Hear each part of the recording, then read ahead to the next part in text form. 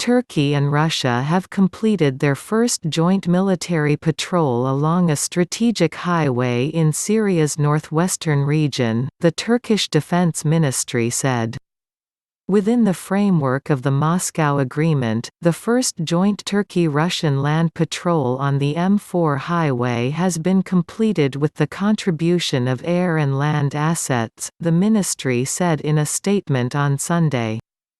Earlier, Russian news agencies reported that Moscow had sent military police and armored vehicles to the patrol, which began from the settlement of Tranba in Idlib province, the last opposition-held stronghold in the country. The patrols are part of a ceasefire deal reached earlier this month by Turkey, which backs certain opposition groups, and Syrian government ally Russia to halt an escalation of violence in Idlib that has displaced nearly 1 million people and brought the two countries close to direct confrontation.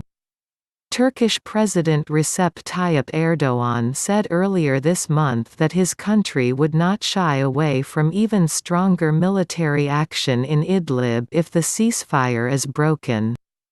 Under the ceasefire deal, Turkey and Russia are meant to also establish a security corridor either side of the key M4 highway, which links Syria east and west. The corridor stretches 6 kilometers (3.7 miles) to the north and 6 kilometers to the south of the M4, effectively advancing Russia's presence further north into Idlib. The two countries are likely to face obstacles during their joint patrols, Al Jazeera's Sinem Kosioglu, reporting from Istanbul, said.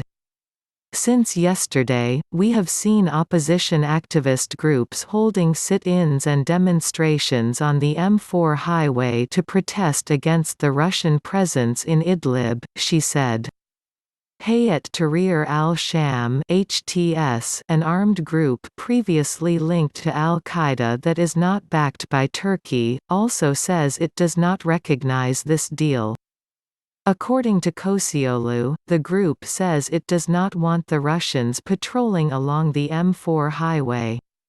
In the past, Russia has cited HTS's presence as the reason for attacking areas in Idlib. 9 years of war. The Russia-backed government offensive on Idlib sparked what the United Nations said may be the worst humanitarian crisis yet, in a war that has driven millions from their homes and killed hundreds of thousands. At least 900,000 people were driven from their homes since last December, many of whom had amassed near the border with Turkey seeking relative safety. Russia had repeatedly played down any talk of a refugee crisis and accused Turkey of violating international law by pouring troops and equipment into Idlib since early last month. About 60 Turkey troops have been killed in that time. Sunday's patrols come as Syria's war enters its 10th year.